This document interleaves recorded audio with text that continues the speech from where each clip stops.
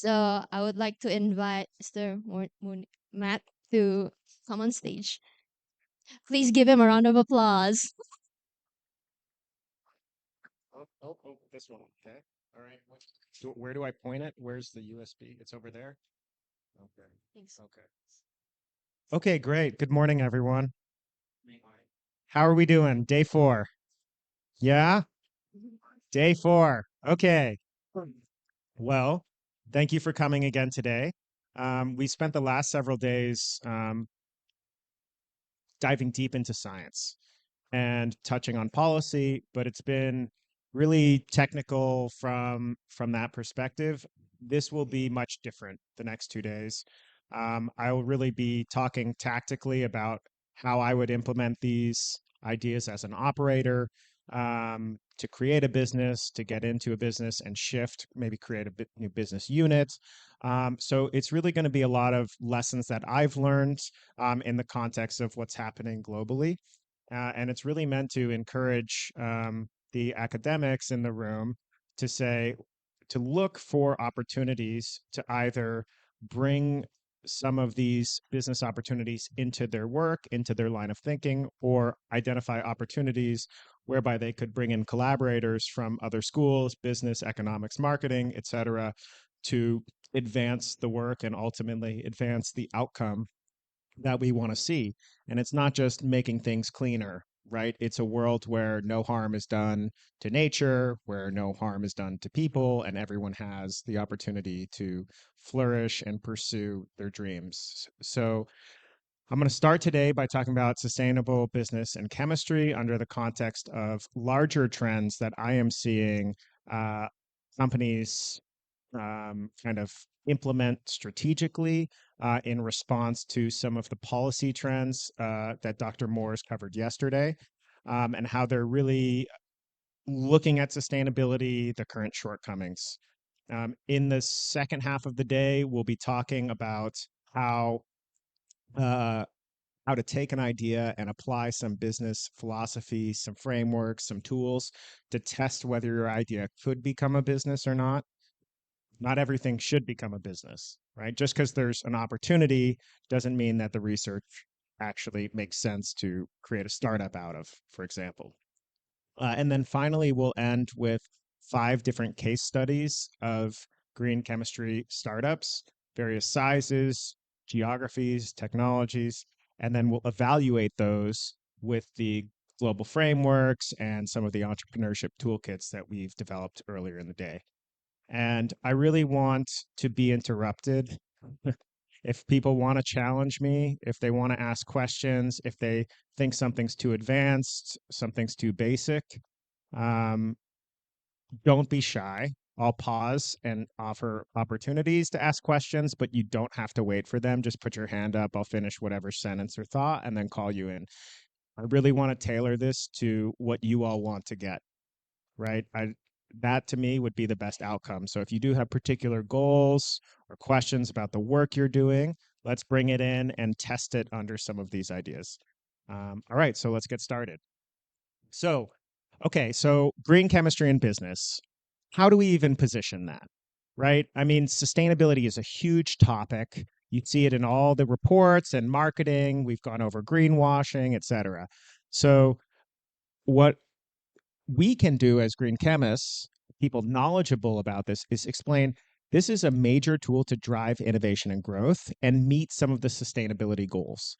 We'll also talk about how to align some of the language of green chemistry into the work that companies are already doing, and then emphasize different lines of argumentation that can help people get over some of the barriers to adopting these concepts. And that's mainly around reduction of manufacturing costs and avoiding future compliance risk. Oops, this way. Okay, so we've talked about a few examples of these, but Dr. Morris went over, but we talked about Pfizer using green chemistry in drug production for Zoloft and Viagra.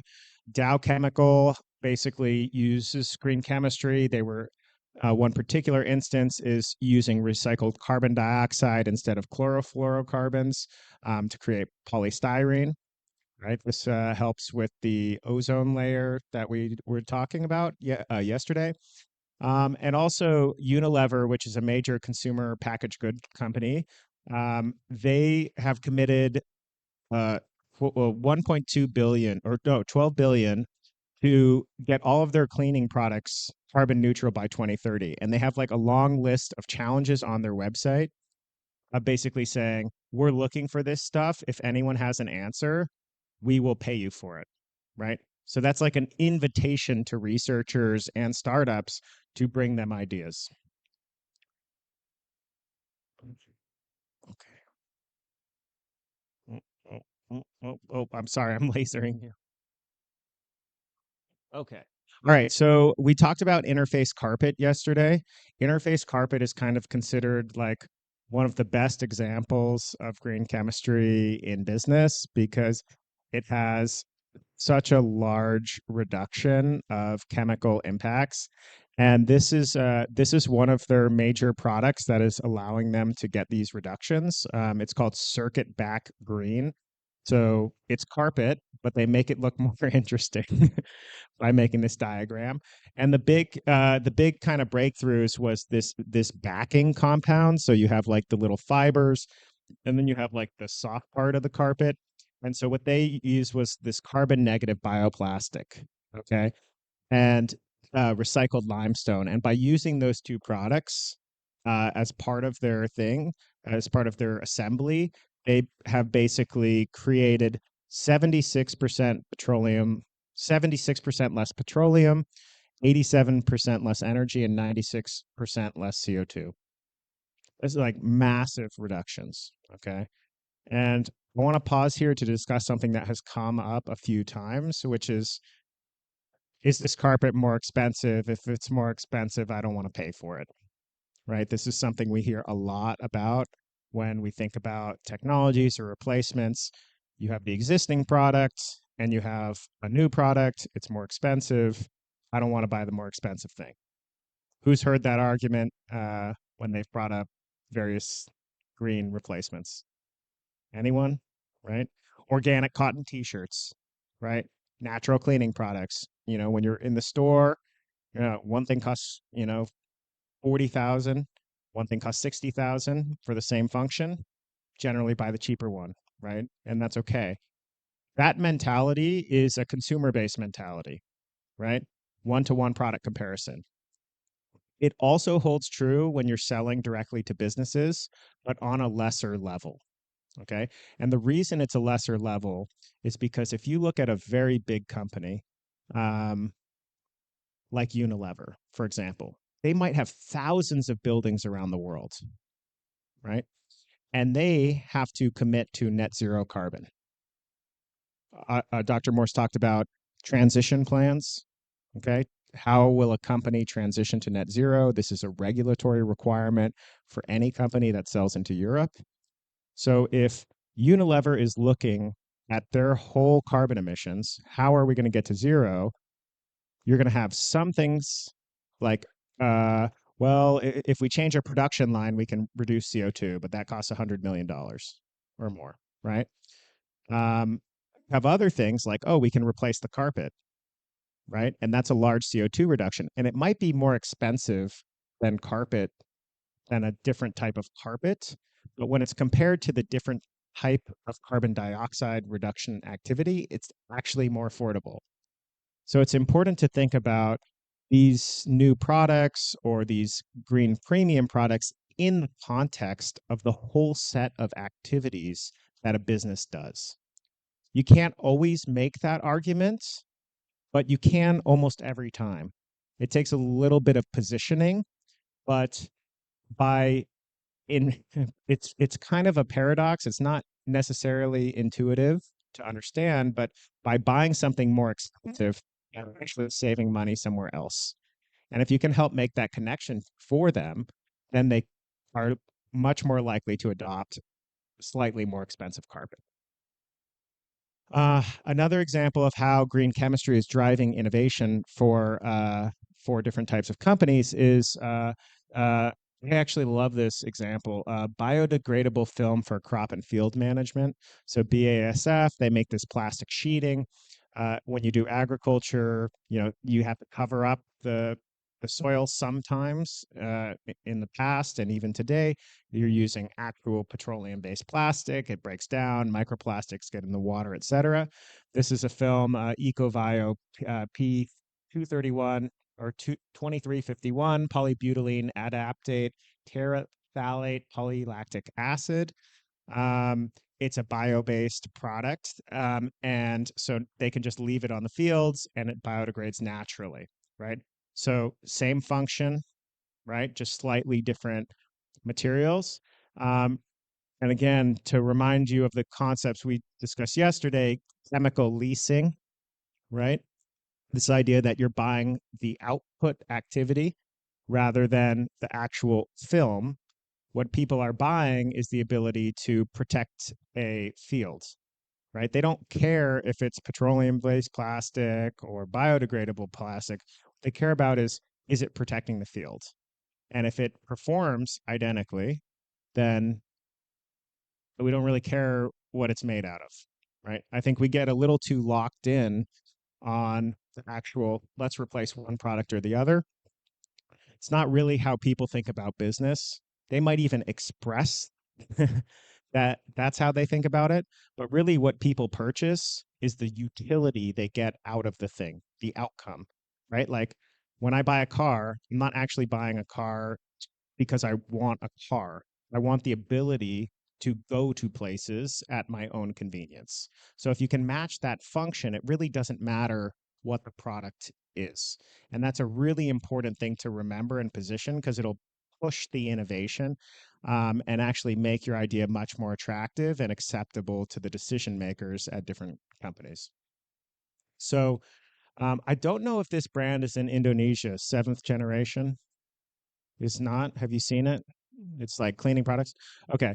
So it's in the United States and it comes from this Native American expression, which I actually love. And it's to paraphrase it is like we don't make decisions for ourselves, we make them for 7 generations from now. Right. And it's a really powerful statement because that's a really long time away.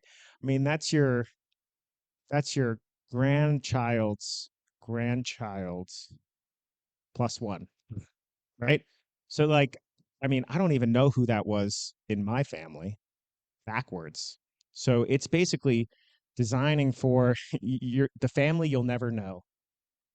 And they've made this their whole identity, not just in the name, right? But in terms of how they actually have designed all of their products, their branding, their marketing. And they've become a really large brand in the US. And even though it's a premium, again, we talked about how sometimes businesses will pay more if you can convince them it has a cheaper effect in the rest of their actions. Sometimes consumers will pay more, right? We generally, when we have been discussing these things, we say, well, if it's more expensive, people don't pay for it, right? Period. It's not really a period. It's more of a comma. And I say that because what should be after the comma is except in the cases that really matter. So if you're a parent, are there parents in the room? A few parents?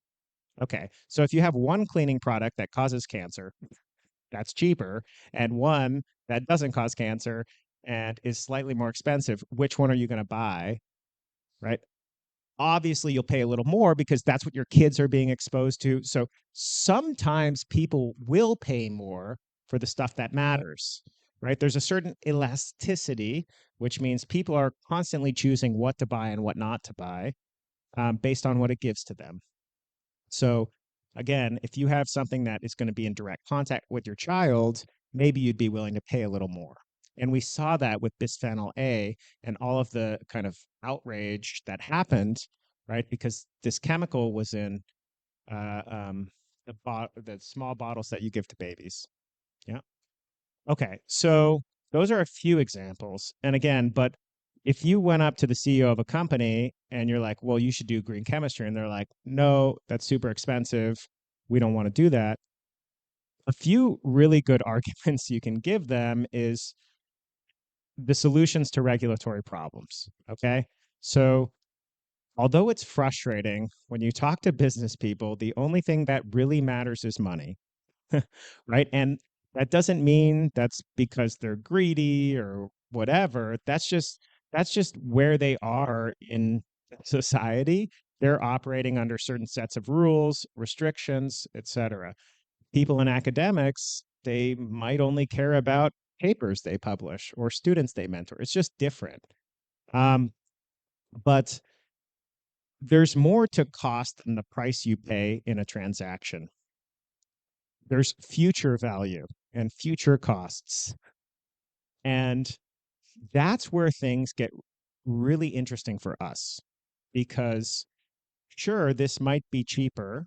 It might be cheaper to use polybrominated diphenyl ethers on all of my uh, chairs that I manufacture or tablecloths. I mean, they might even be in these tablecloths here, probably pretty high chance. If instead of using that product, um, I could use something else. Something else is more expensive, but if in 2 years a regulation gets passed, let's say I have to immediately stop using all of this and switch to something else, that's a cost in the future. It's not incurred in the present, but it's a cost they will have to pay. So if you can closely monitor what regulations are happening, things that are being discussed, um, new chemicals that are coming in the Stockholm Convention, you can go to a company and say, look, you don't have to pay anything now, but you will have to pay a lot in the future. I can't tell you exactly how much, but I guarantee you this will be cheaper, right? It's hard to guarantee that, but you got to make a sale sometimes, right? So bio-based materials are a really good way to do that. Okay. Sell me this pen, right? Um, so a good example of that is this DuPont Thermax. Okay, so they made this new insulation foam without these flame retardants, right? And the funny part is companies, they make all this money selling this product. They may or may not know it's harmful. They may or may not look to see if it's harmful, right? But a good chemist can look at a structure and give a really quick assessment if something is going to be harmful. So they make all this money selling foam with flame retardants. Then there's a new regulation passed. They then make a replacement, and then they make all this money selling the replacement, right? So the other argument you can make, and again, not really a regulatory argument, but now you can talk about supply chain. And supply chain is probably to me the biggest business issue of the 21st century, because we've become accustomed to a certain lifestyle or desire a certain lifestyle. And that lifestyle style is really about accessibility of anything we want whenever we want: food, clothes, stuff, trips, whatever. Everyone kind of wants this unlimited access. The price for that is this massive global supply chain. So if you look at a company, let's say like Intel, right? Intel's a hot company right now, right? Tech, computer chips, AI, the whole thing. Intel has to manage its supply chain. And Intel is a publicly listed company in the US stock market, which means not only do they have to do things like have net zero plans, but they also have to make sure investors want to keep investing in them. And some people will invest just because they think it has a high chance of profit. But that isn't the only decision that people are optimizing investments on. A lot of investment funds have restrictions on what they can and cannot invest in. Okay. There's a whole range of what that looks like. Generally, you call that sustainable investing. It's also called impact investing, but it's been happening for a very long time. It actually started back in the 70s when these retirement funds for churches said, we don't want to invest in any company that supports apartheid in South Africa. Okay. Now that's known as negative screening. There's a lot of investment funds that do that now. They say, we don't want to invest in any company that has child labor, right? Seems reasonable, right? Because again, the investors aren't the people actually deploying the cash. There's layers of investors. The investors come into a fund manager, and then the fund manager then picks the products. So the fund manager has to then basically say, where am I going to invest? Am I going to invest in Intel or am I going to invest in Unilever? Right? They're making a choice. And there's these contracts, these restrictions in place that say you cannot invest if it uses child labor, right? That's one example. You cannot invest if it uses conflict minerals. And if they invest in that company, then the investors will pull the money out, right? And they'll go to a different fund manager. So if you look at a company like Intel, they have a whole documentation called their responsible chemistry guide and their chemical restrictions, where it lists out all of the things that their suppliers have to follow. The reason they're doing that is to make sure that they basically don't uh, deter any investors from pulling out. And that's coming from pressure, not just for the government, but from the people actually making the investments. So, how does that relate to green chemistry? Well, green chemistry is a lot about circularity.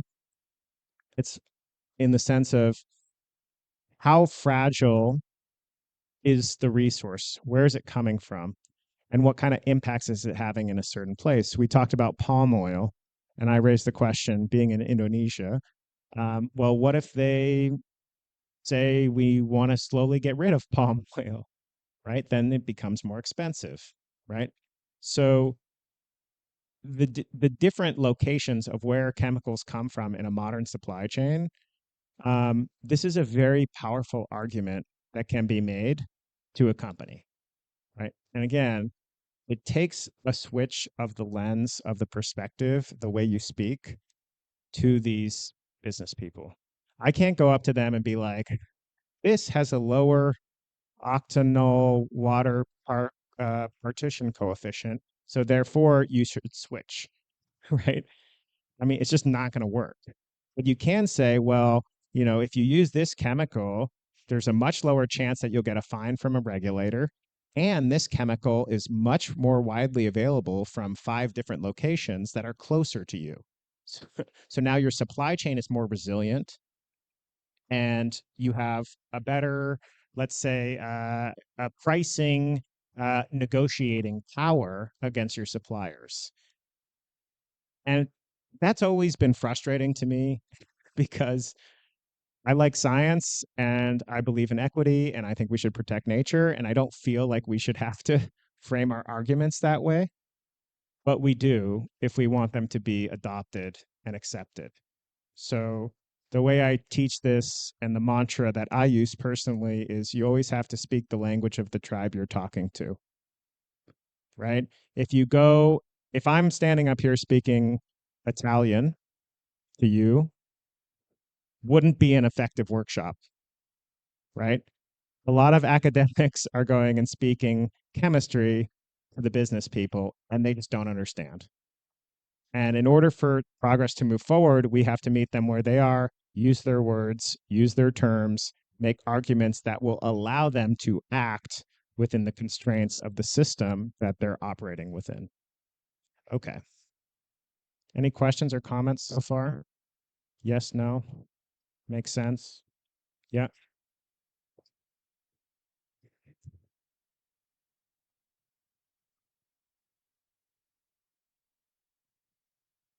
Thank you, my name Rian from Tamina. You talk about the future value, yeah.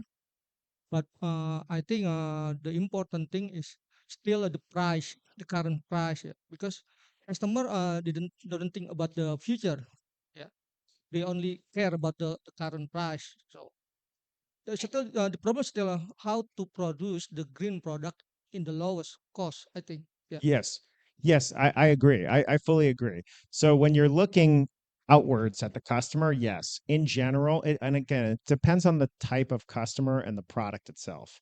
If you're talking about a product like methanol, which is available on the global market from thousands of suppliers, yes, totally. And a business that's purchasing large volumes, that makes sense. If you're talking about crude oil or gasoline, yes, because there's a lot of other places they could buy the product.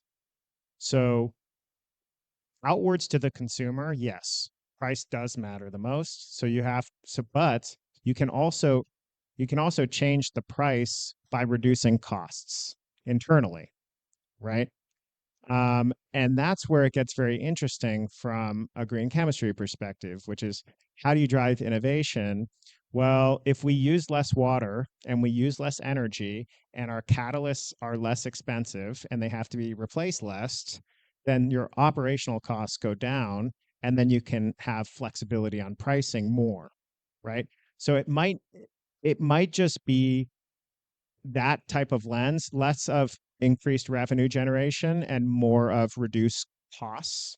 You can only do that to a certain point, however, and it's important to recognize that you can't just compare the operating expense of an existing facility with the operating expense of a different future facility because you haven't built that future facility yet. That you might save 10% operationally from a green chemistry process to a conventional process, but the conventional process is already built, it's already paid for. The second one isn't, and you might have to spend 50 million to even start saving that 10%. If you're only saving 100,000 a year, it doesn't make sense to build a new facility, right? So that's where multiple types. That's where it's really helpful to look at all of the kind of emerging research and actually start to see what does or doesn't make sense. And it might be that what we want to do green chemistry on doesn't make business sense right now, right? So just like a company has a wide variety of interventions to reduce carbon dioxide emissions at different prices, doesn't mean that we're going to do the one that's the most expensive with the least carbon emissions. There's, and I think that's something that uh, researchers struggle with because as researchers, we're not bound by costs, right? We're following our intellectual curiosities of, oh, well, this molecule is cool. Let's look at this. And, there's no, it's kind of there's no financial involved in that decision-making process. However, there are a number of existing technologies that do make sense right now financially that aren't being implemented, right? So as researchers or as founders, it's important to recognize you will not be able to, like if I went to your board and I was like, hey, we have a green chemistry process, it's going to increase the cost of methanol by 20%, but it reduces water consumption. Your board's going to be like, no, we can't do that. And they're not going to do that because they're evil or because they don't care about the environment.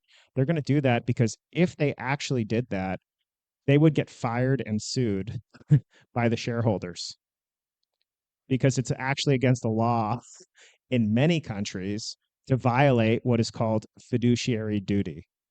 Do do have folks heard that term before, fiduciary duty? Okay, it's a good phrase to just be aware of. And it's this idea that executive managers, boards of directors, fund managers, the people that finance companies and the people that operate companies, they're legally obligated to basically maximize profit, right? It's not like these evil supervillains being like, let's make money and destroy the rainforest. There might be some people like that, but that's the exception that proves the rule. Most people are just trying to optimize within the constraints they have. And the constraints they have that say, if you voluntarily take decisions that lose the business money, we can fire you or we can sue you. So they might want to do a lot of these things, but they just can't. And we can debate whether or not that makes sense. That's a great conversation to have in academia, but it doesn't really matter next week. What matters next week is this process going to increase the price or decrease the price? How will that affect my market share?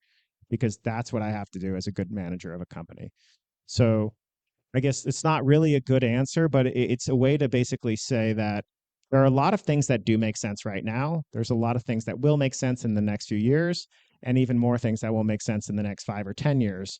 You need to prioritize what makes sense now when you're thinking about actually creating a business or bringing an opportunity to a business to actually pursue.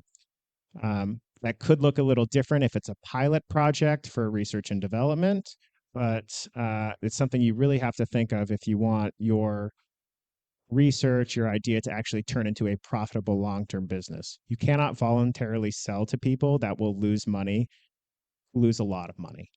If you can make a very good argument about future value, you might be able to convince them, but generally, it's just not going to work. Okay, so I'm sorry. oh yeah. There was a question from Oh, the okay. Zoom Okay, call. great. So it's from Mr. Hubert Widyastono. He said it was interesting to know that Unilever declared to implement green chemistry solution. Like, how do you see Unilever, or maybe like, why do you think Unilever is willing to pay at a higher price for green biomethane as their feedstock in the steam methane reformer, instead of opting out for a cheaper solution, which is a fossil-based natural gas feedstock? Yeah, that's a good question. Specific to renewable natural gas versus fossil natural gas. Um, so business is about taking bets on the future. Okay. You're basically saying, I think in the future people are going to want this. Right. Business is about taking risks. So everyone is taking risks all the time in different areas. And a lot of people are wrong and some of people are right. And the people that are right are still around, and the people that are wrong went out of business.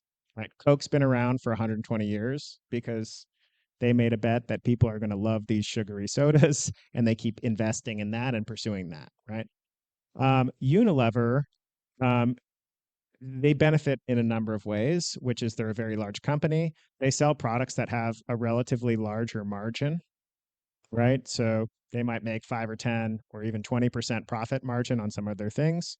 And they're looking at the whole portfolio of all their brands, and they're saying, based on, you know, this profit margin, we're happy taking a little bit less for a few years because we believe that in the long run, more people will buy our stuff if we're renewable.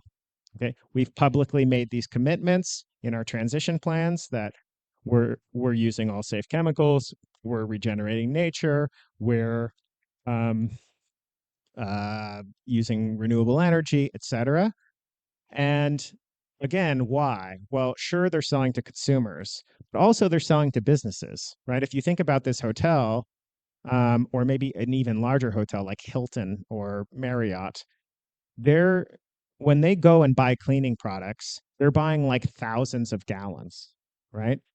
And again, think about the carpet, right? If Hilton is trying to reduce its carbon emissions, and they want to make progress this year, it's a lot easier to buy a cleaning product that lowers their emissions than it is to change out their whole HVAC systems, their whole air conditioning systems, right? They will do that in a few years, but it doesn't make sense right now. They're doing the lowest cost things first, waiting for the technologies to get a little more affordable, and also designing financing that can happen over multiple years. So again, they're gaining market share in two ways. The first is helping other companies meet their sustainability goals. And the second is actually, this argument around this price premium and capturing more market share in the future because of the positioning, the safety, the renewable energy that they believe customers want. Okay, good questions. All right, speaking of Coca-Cola, there's a startup called Virant. They made 100% plant-based bottle from corn-derived plant-based paraxylene and monoethylene glycol. So basically, you have various agriculture activities with corn. I think there's the corn husks. It's like the parts that are left after the kernels, and they use this to. I don't exactly know their process. I think it's somewhat proprietary, but they kind of heat it up or boil it or soak it, and it turns into these chemicals, and then they can use it for Coke. They made 900 of these bottles in 2021. And the reason they did all this, you can say it's greenwashing, whatever it might be. Okay. It's too expensive compared to petroleum based bottles, whatever. They made 900. But the reason they did that is because they wrote down publicly, we're going to be net zero 2050, and we're going to try to substantially reduce plastic waste. And that's in their annual report. When they're meeting with their shareholders, they're saying these things out loud. Okay. And words have meaning. They have meaning to your friends, they have meaning to your family. They also have meaning when the CEO of a publicly traded company is saying something to their investors on their annual shareholder report or their quarterly meetings. And if a shareholder said, well, you said you were going to do these things and you didn't, and I invested in you because I believe that a company that does this stuff is going to be more profitable in the future, and you're not doing that. You're lying to the public. You can sue them. And this happens a lot. Okay. It's called shareholder activism. And if you're interested in this subject, there's like funds that go out and do this stuff. There's debate on how effective it is, but I think one good example is a small company that owned, I think, like less than 1% of Exxon, like sued Exxon for like for making a commitment to renewable energy or sustainable chemistry. I can't remember exactly what. Sued them, got a seat on the board of Exxon, which is like that's a really big deal. It's not easy to do that, but there are examples of this. So again, companies are making promises to their investors; they kind of have to follow them. So although they only made 900 of these, they have to show that they're doing the research and development, they're working towards these concepts. And again, some things might be more expensive in the present for a company, but if it allows them to maintain or expand their market share in the long run, a company will choose to do that because they're making a bet in a certain area, which is what companies do. They make bets, they take risks, they design strategy for how they think the market is evolving. Okay, so we talked about a few regulatory oh, yeah, please. Yeah, thank you. Back to previous slide. I think this is a very interesting when we talk about the total plastic, yeah, Yeah, because it's a huge amount and it's everywhere and it's produced daily. We yes. can imagine how many kg or how many tons they produce per day, and I think this is not recycled well, especially in the developing countries, including in Indonesia. I think uh, I would like to hear from you in your perspective, maybe in your country. How do you manage this? Because I think I can imagine if one person consume maybe 5 liters, and with the some bottles multiply by maybe in Indonesia 200 millions people in Indonesia or more, we can imagine it become waste plastic. And I think when the waste go to the market or to the people, so I think this is not the company's responsibility anymore. Yes, right, because the people already buy and this transaction already done. So this is not part of producer's responsibility in my perspective. So the responsibility may be moved to the government again and again. So I think I would like to ask your uh, point of view, maybe in your country, how to manage this, because we have issues maybe from 10 years back, 20 years back about this, but the volume is there and it's become huge and huge every day. So we need your perspective in your country how to manage this very well. Yeah, Thank you. thank you for your question. It's a really good question, and it's one that is actively being debated by governments, by businesses, by students today. And it's been debated for a while. It will continue to get debated. There's, let's say, two aspects. The first is what I was discussing earlier around, does it make sense to switch out one type of plastic bottle with another plastic bottle? First off, that's an important question, right? Because consumers aren't buying the plastic bottle. They don't even really care what plastic it's made. They're buying a particular function. That function is clean water, right? So why are they buying this? Well, clean water and convenience generally are the two things, but clean water is like the most important to stay alive.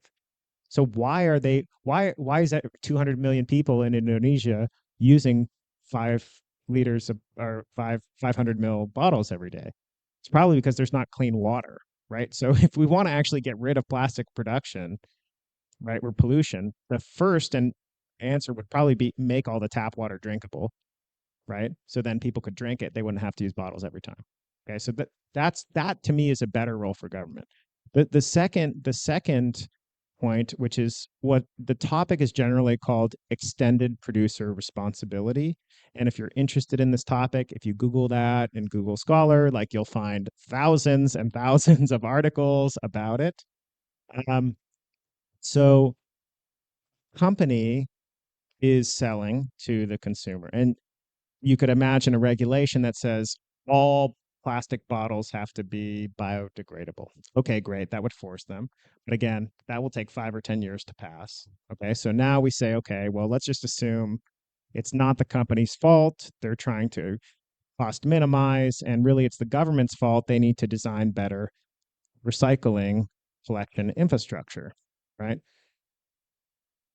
Something really interesting in the United States just happened 2 weeks ago, which was that the Attorney General of California sued, was it Chevron?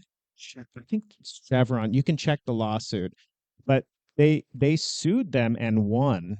Well, they will win. They filed, right? They're going to win, which is basically that this company spent a lot of money convincing the public about recycling. And they knew that it wouldn't actually work. I think it's like less than 10% of the stuff that's actually put in recycle bins is actually recycled. So, what California Attorney General is saying is that recycling is kind of like a lie.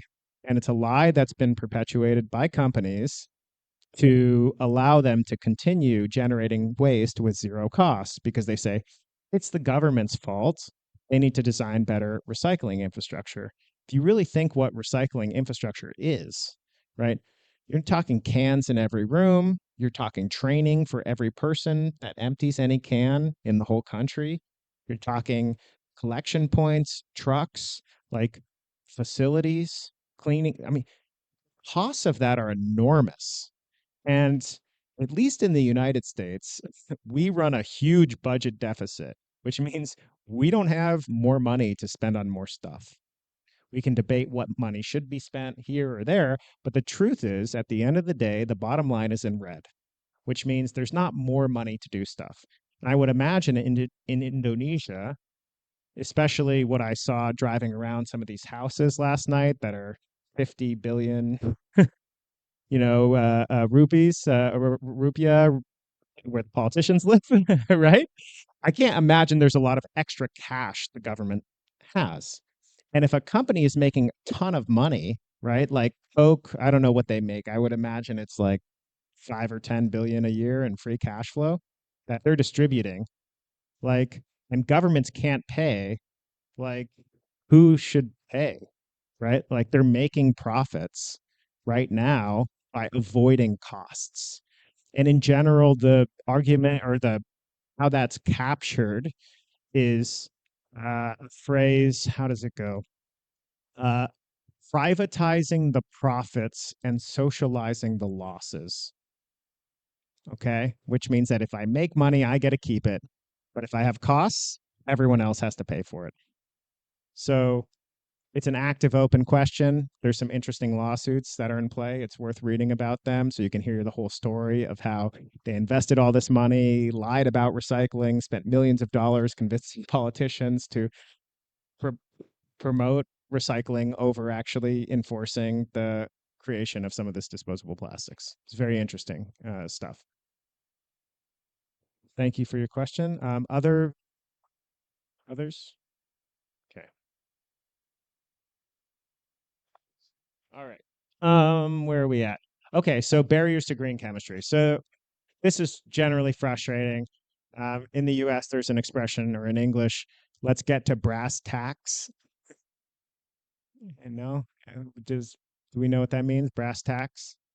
Okay, so brass tacks is like when you can talk, you can negotiate, okay, here and there and there, and then basically at the end, it comes from tailoring, where you sit there, you measure out the cloth, and you put brass tacks in. That's like their brand, and then they talk about what it is, how it is, who it affects, and the different types of components there. And they made this very nice diagram, which is very white, but you can see, okay, what do ingredients mean? Well, it's green chemistry. What does the packaging look like? It's recyclable, made from recycled materials. How are things formulated? What are fragrance? Oh, fragrances, we don't use phthalates. And preservatives, we assess all of them for transparency, for safety. And terminology, we're using clear language that the public can understand. And this is a nice, really nice diagram because it explains the whole systemic nature of sustainability for a company. It's not just replacing a plastic bottle with another plastic bottle, right? They're thinking about all these factors in every product they make. And that is what is defining their design space to launch new products. I like this a lot because when I looked at it at first, I was like, oh, this is like so cute. Like these nice little pictures. And like, this is something I could share with like my mom and we could have a nice chat about what some of this stuff means. Like it's accessible to the general public. But then I was also reflecting on kind of how else it could be used. And what I realized, it's a very valuable tool for people that like don't understand sustainability and don't know anything about chemistry.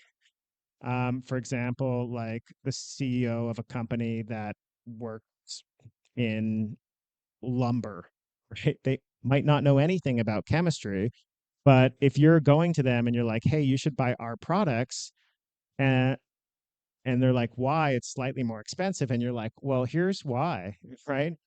We're against animal cruelty. We redesign all of our manufacturing so it's green. Like it's very effective communication tool both to the general public, but also to the stakeholders that may be buying the products, which are not always the end consumer.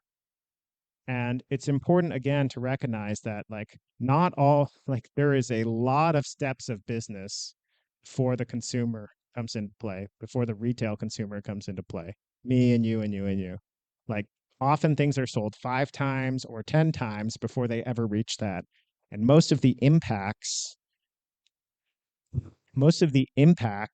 in the world are not from selling to retail consumers.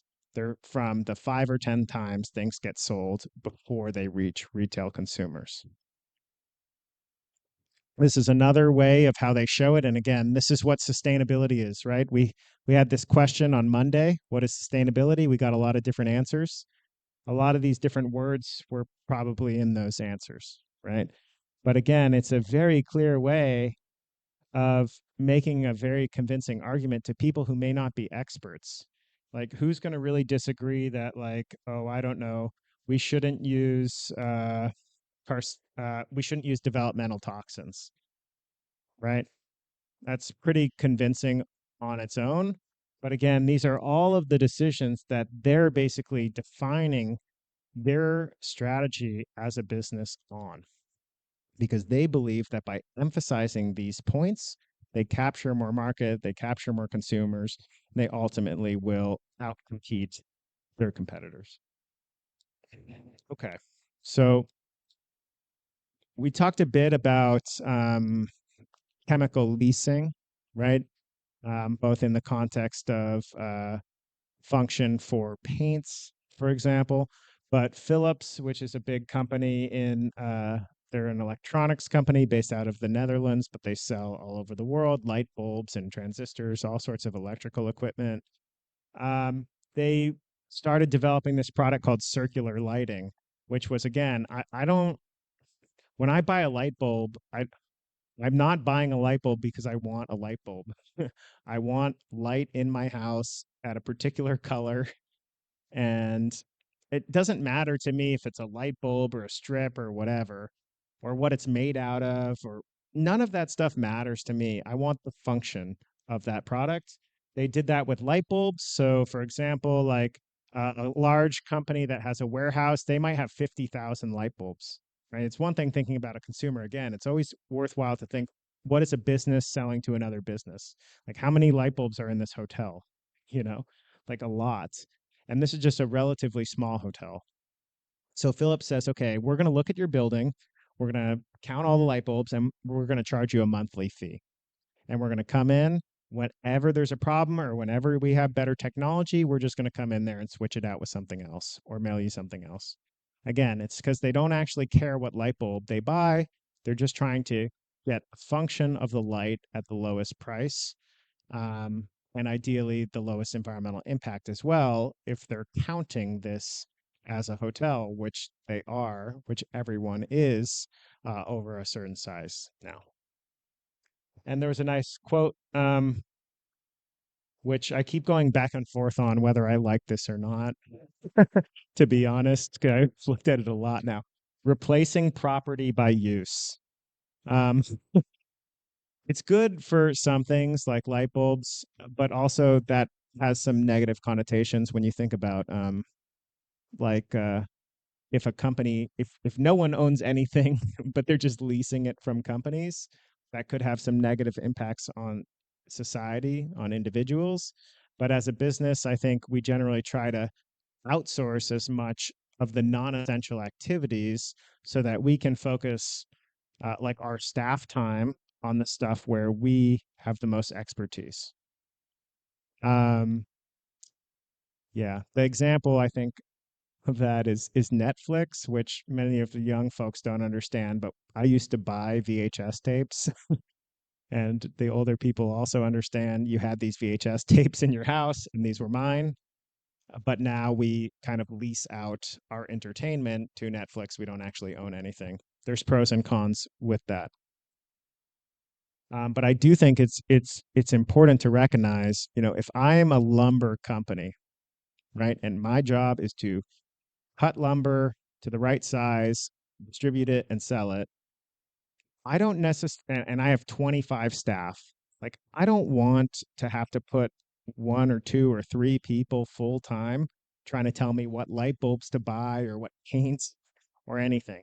We outsource this. We want it out of sight, out of mind. If it's below a certain cost, I can focus my staff on where we have the most expertise and work on that topic rather than things where it doesn't make as much sense to invest in. And this is their little diagram they made. Make future-proof products. Actually, kind of against this word future-proof. It's like, it's really hip to put in a lot of this innovative stuff, but I don't know. Future-proof, nothing's future-proof. But they say use the light without owning it, return it. They get repurposed, and then you get maybe even a better light bulb that saves more energy, which then ultimately saves you more money, right? And that's the bottom line aspect that businesses talk about. If you save people money and it's the same function, they'll switch, right? Like, period. Like, you don't really have to convince them anything else. So a lot of the time we try to over explain it, but sometimes we don't have to. Okay. So we have this accelerator, and we have some partners, like we have some industry partners in the room, we have some policy partners in the room, but how can we actually make sure that this program is very successful to develop market-ready products that reduce environmental impacts, we need to bring in other students, right? So this is a room full of chemistry students, I think. Is there anyone? Oh, there's science students. So we have electrical engineering, we have chemical engineering, geophysics. Are there any business students in the room? Any marketing students, policy students, economics students, right? And if we want to launch businesses, like we need to bring these people in. So that may or may not be at the university, but you might have to partner with another university, right? And bring in these students. But again, when you're thinking about how to turn an idea into a business, a chemist will never become like a business person fully because we look at the world differently, and that's okay. Our job isn't to like sell 10,000, make 10,000 phone calls and sell 1,000 customers. Like our job is to innovate and discover the stuff and make sure the science works, and then have a good business person that we work with that can translate that and be our kind of partner, right? Business partner. So we have to bring in these students strategically, right? The leaders of the program should think, okay, where's the marketing department? Where's the business department? Where's the accounting department? Where's the law department? Bring in these students and work together with them, right? Share with them, because they will help you be successful, and you won't be successful um, if you don't bring them in. So also this program is pretty prestigious, right? It's exciting. It's from the UN, it's from Yale, it's from the Jeff. Like use that to bring in partners that might not otherwise come in. 5 or 10 different companies, 20 different companies, maybe some banks want to come in, or maybe there's other non-directly affected or involved parties that, because of the prominent nature, you could bring in. And again, the constructing that network of a variety of different diverse actors will be critical to success. We'll talk more about what uh, what partnerships look like and how to build them in the next few days when we start talking about the accelerator curriculum and the guidebook itself tomorrow. But what I would say is this accelerator is an opportunity to convene a lot of these stakeholders together and invite them in as mentors. You may not want to buy products that are green. You may not be creating products that are green, but you might just care about this stuff and want to spend a few hours or just learn about it and bring these people in, because then you start to build this network. Your network is your net worth, right? That was good. Okay. And ultimately, the argument for the R&D for the corporate partners is about, we will make your research and development cheaper, because we have this blended capital program that has been created by all of these players, and we have all of these things that if you were doing this on your own would be too expensive to implement. So come work with us, tell us the problems you have, the chemicals you're interested in, the functions you're interested in, and we have all these researchers that want to help subsidize your research and development. We're reducing your costs. And again, that's it. That's enough to convince people to get involved if they're a business. Okay. I'm not a practicing PhD chemist, full disclaimer, but I wanted to at least share some of the trends that people are talking about, that I've heard companies mention, the viability and the cost effectiveness, like to be determined, may or may not make sense right now. But people are researching these enzyme-based catalysis, of course, bio-based chemicals and feedstocks, benign solvents, nanoparticle enzymes and nanoparticles as catalysts. Value from waste is a really big topic, and innovation around plastics and packaging. Those are like kind of the really big topics. And again, this is within the context of the EU Green New Deal, which we had a diagram up, and I'll dive into a little bit more, and the U.S. Inflation Reduction Act. These two policies are like driving so much change and creating so much demand that there's a lot of really exciting opportunities to take your research, position it within these policies and these market needs, and drive this forward more quickly than you might expect. We saw this diagram yesterday. This is how. So the EU Green New Deal is like this really big set of programs. It's actually like 30 or 40 different individual policies in Europe, and it covers everything like so many different regulations, agriculture and farming and energy and all this stuff. Is a whole new set of regulations. They're basically trying to recreate Europe to be green, fully green. But within that, we talked about, Dr. Morse talked about some of this yesterday. There's a whole circular economy plan that's happening, right? So Europe is spending a lot of money on paying for research and development, paying for innovation. And that's typically done through what's called the EU Horizon program. In the EU Horizon programs, they have like hundreds of different open calls. Okay, so if you're a student and you're looking for money, if you're a researcher and you're looking for money, like look in the EU Horizons website. You can't apply directly because you're not like a EU, you can't lead it. But what you can do is you can look through all the open calls and you can find consortiums that have formed, and you can email those people and ask to join their consortiums. Okay. And they would love to have places where they could do pilot projects or work with researchers in other areas. So just a tip there.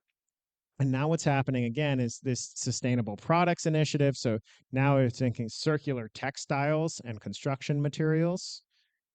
Again, a lot of room for innovation there. To make a circular textile chain, like there's dozens of businesses that have to be created. There is new production facilities that need to be created, right?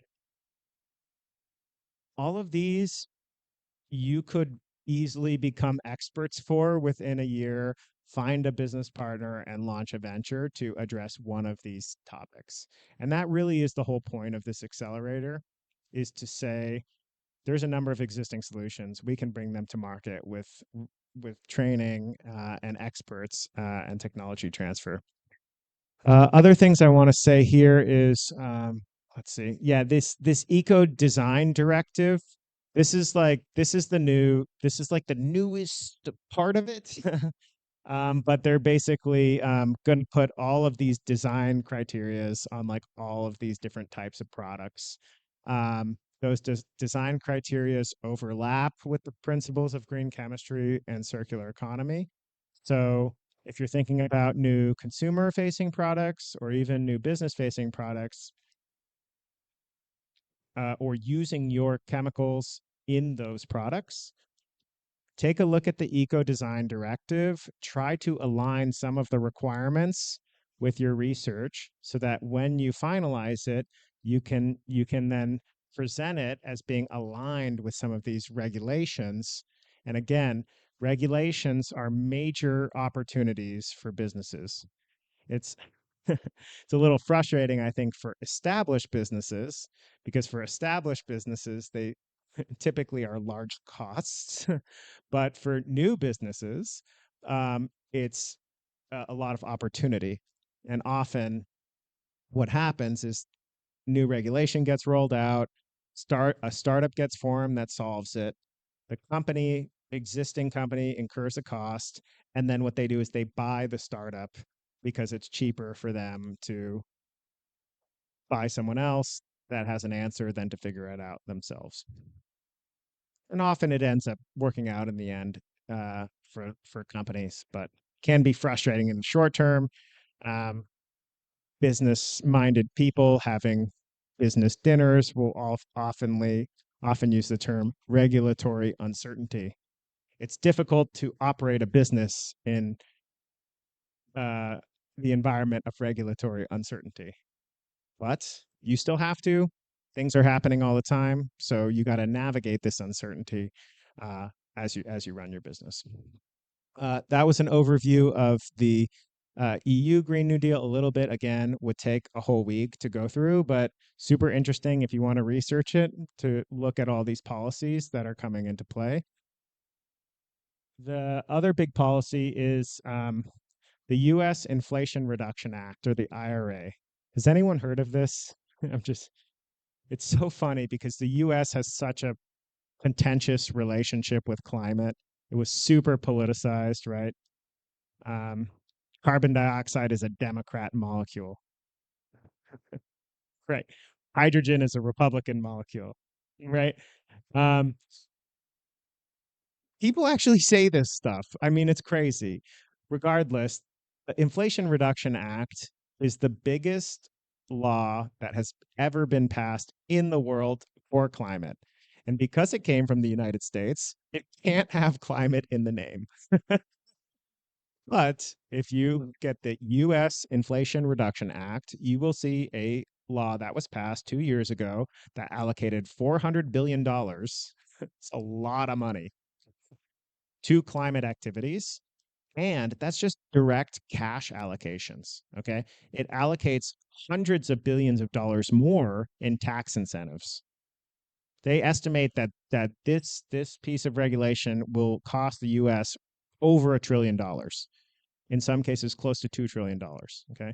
So what is it composed of? It's composed of direct payments for a number of activities that are prioritized at the largest decarbonization activities. So you have the renewable energy, clean manufacturing. Clean manufacturing, that's like green chemistry, right? So it's $36 billion that they're deploying right now. Nuclear energy, but also residential products, clean hydrogen, $13 billion.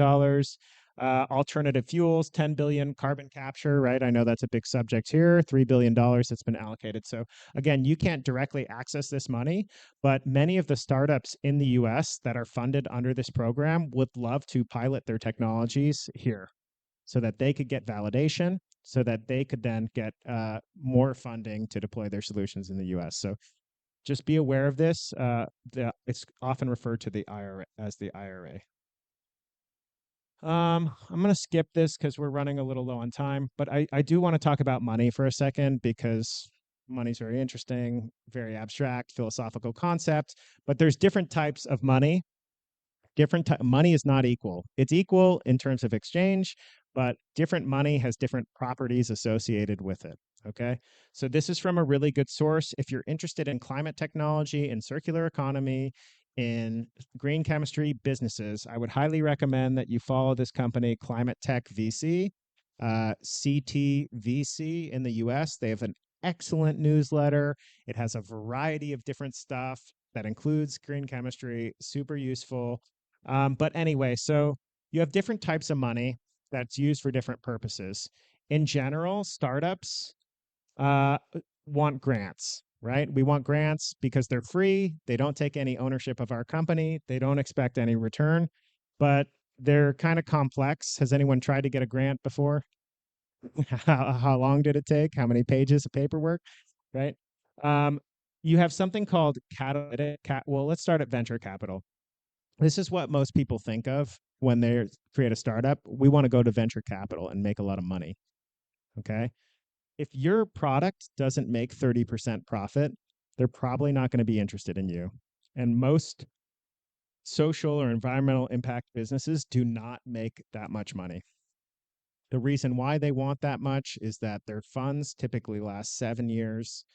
Um, it takes them about 2 years to raise the money. So they basically have 5 years to spend it. They typically invest in 10 companies. They assume 70% will fail. 2 or 3 will be 1 or 2 times return, and 1 will be about 10 times return. That averages out to about 30%. What that actually means in practice is that most companies can't get venture capital when they want to. So they should really focus more on grants in the early stage, and they should look for what's called catalytic capital, which is kind of rare, but it's becoming increasingly common, which is kind of a mix. It's of philanthropy and investing, where people are like, I don't need to make 30%. I'd be fine with 10% because it has all of these benefits. So I'm happy to do that. Another option is something called venture debt. Typically, venture debt is used for bigger companies that like want to get a loan from a bank or whatever, but they don't have established credit. And so then they get a loan from a venture capital company instead of an equity investment. You need to be making enough revenue to pay back the debt payments, but it's also a good option.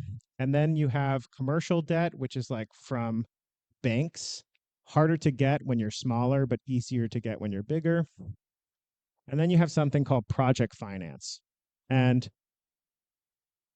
project finance is totally different than ventures. Okay.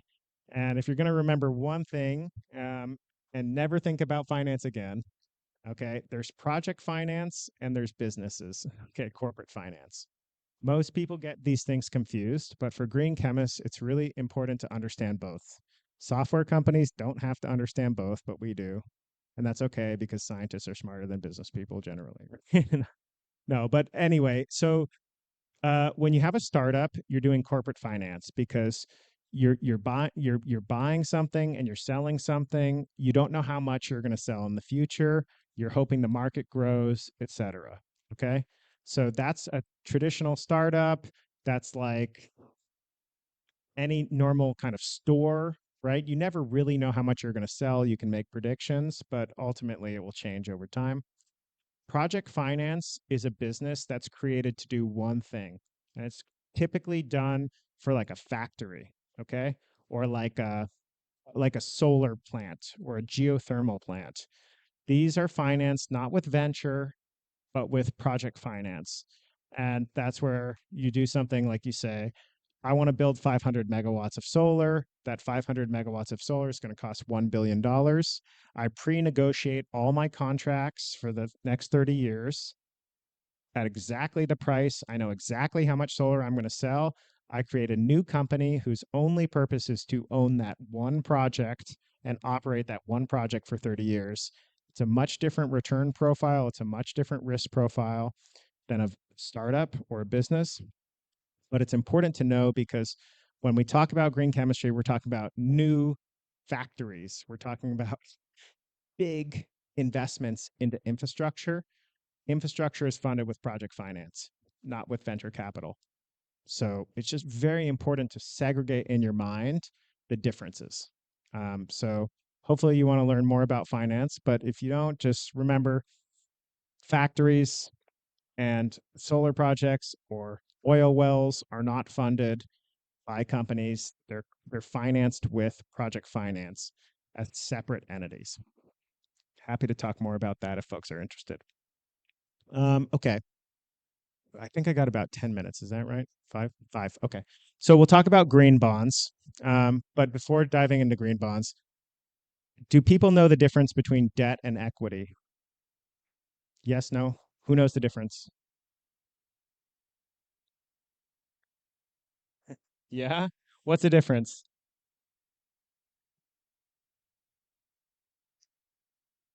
If I'm not mistaken, I think debt is something that you owe and equity is something that you earn. Yes. It's that's pretty good. So debt, you have fixed paybacks, right? Equity, people put money in. You don't know when you're going to get your money back in the future, right? It's an investment. That's typically what people think of investment. Debt, you know exactly how much you're going to get back. You have to pay every month. Equity may never get paid back, or it may get paid back at 5 times. So there's these big things called green bonds. Green bonds are used by companies to raise money to do green activities. And a lot of big companies have done this in the last few years in chemistry. So Air Liquide raised $500 million in debt. BASF raised $1 billion in debt. Evonik, 500 million euros in debt, all to change into sustainable chemistry. Okay. Yes. So 60 years, they have the ability to buy it back. There's a little typo. That should be 2.215%. But basically, where did my periods go here? Anyway, so this is 10-year loan, 3.4%, 7-year loan, 0.25%. And again, companies, the CFO of a company is not a chemist. But if I go to the CFO of a company and I say, I'll give you $500 million at 3% interest for 10 years, they'll just say, sure, because they have a lot of debt on their books that is higher. It's more expensive. So they can basically lower the amount of money they pay uh, company wide. They can save money to then do these green chemistry things. So again, just because something costs more one to one does not always mean that it's not attractive as part of a portfolio of options in a company. Okay. If I can get a $500 million loan at 2.21%, sure, I'll do some green chemistry because I'm saving a lot of other money that I would have been paying in other debt if I didn't get this loan by doing those activities. And again, the reason for this is because big investors, okay, we can talk about the global north and the global south and the whole history of exploitation and all this stuff. It's all relevant. But truth is, the US and EU have all the money. They're feeling kind of guilty. They want to try to save the world. And so what they're doing is they're saying, we'll give you cheap money if you do green things, right? On the markets right now. Lot of money. This was just a few examples, and this was just in the past few years. A few more examples. DSM got $1 billion, Borealis 250 million to do circular economy, Umicore 500 million from 13 banks. So banks, right? I talked about Coke making a commitment to sustainability and zero plastic. Banks are making commitments and they're saying, we don't want to finance pollution. We don't want to finance forever chemicals. We don't want to do any of that stuff because people will take money out of our bank. They'll put it in a different bank.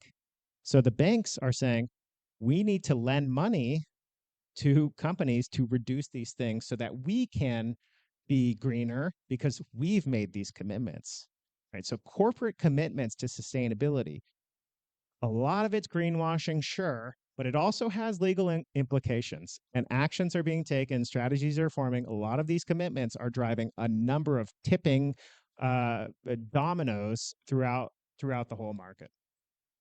Just a few startups. Startups are making money. Okay. Solugen raised $30 million. They're a startup focused on peroxide solutions, and they were financed by Y Combinator, which is the most conventional, biggest, well-known accelerator company in the world. And the fact that Y Combinator is coming in means Silicon Valley is watching chemistry now. Okay. So expect a lot more to come. Air Company we'll talk more about a little later. They raised $30 million. They just raised another $60 million.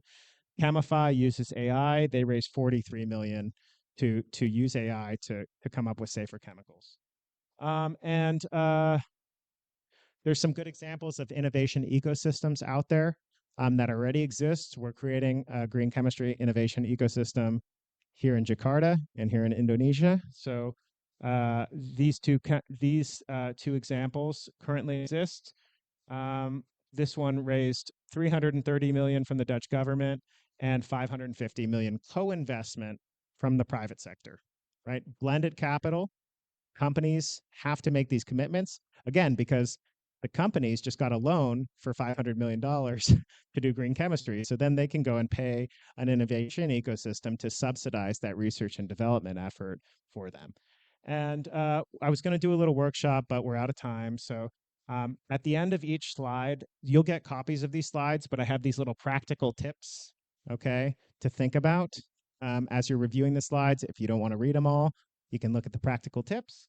And then there's some discussion questions, which hopefully when you look at the slides again, if you ever do, you're sitting with a friend and you can use these conversations to test your knowledge and see how much you learned or what you like to do. And that's the end of this one. We're out of time now. This is my number and my email.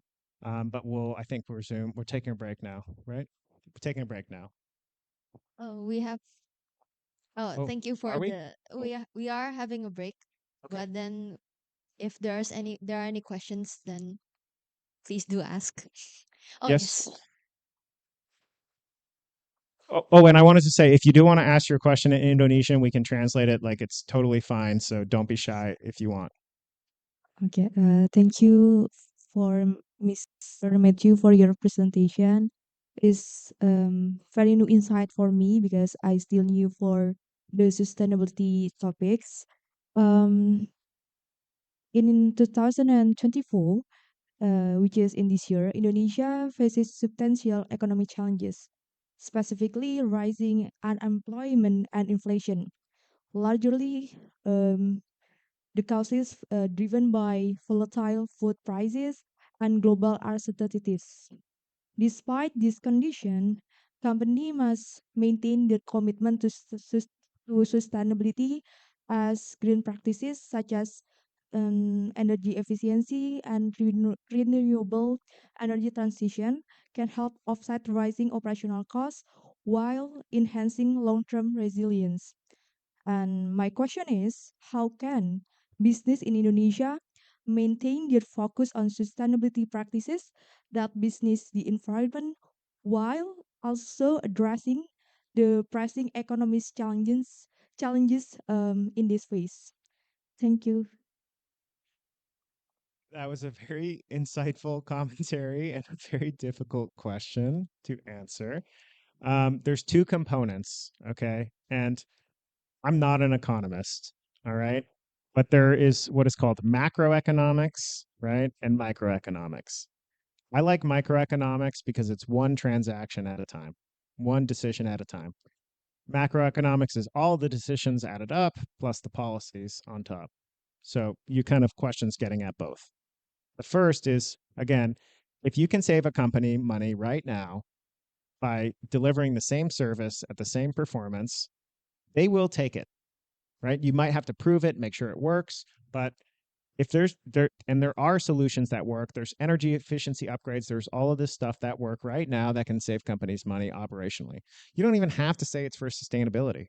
Like, you can just believe it and know it's happening. Like, you don't even have to use it for an argument unless it helps you make the sale, right? If you go to a company and you're like, here's a technology, it's from a supplier, it's been proven in a similar business at a similar size to you, it's cheaper, it saves you water, it saves you energy, it saves you money.